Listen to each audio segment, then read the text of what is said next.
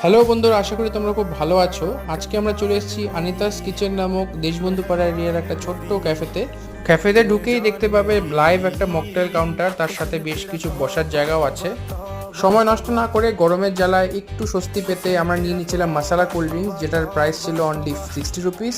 Drinks করার পর আমাদের ফার্স্ট যে আইটেমটা নিয়েছিলাম সেটা হচ্ছে egg fried rice combo with chilli chicken. আর এটা খেতেও খুব ভালো ছিল।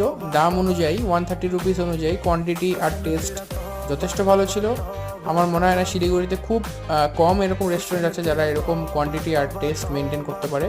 তো আমার খেয়ে খুবই ভালো লেগেছে। আমরা সাজেস্টও করবো যাতে তোমরা এটা একবার ট্রাই করে দেখো। কম্বো ডিশের পর আমাদের যে পরবর্তী আইটেম আমরা নিয়েছিলাম সেটা হচ্ছে হোয়াইট সস পাস্তা। দাম অনুযায়ী কোয়ান্টিটি অ্যান্ড টেস্ট দুটোই কিন্তু খুব ভালো ছিল। আশা করি তোমাদের এই ভিডিওটা হয়তো ভালো লেগেছে। ভালো লাগলে একটা লাইক, কমেন্ট আর সাবস্ক্রাইব করতে একদম ভুলবে না।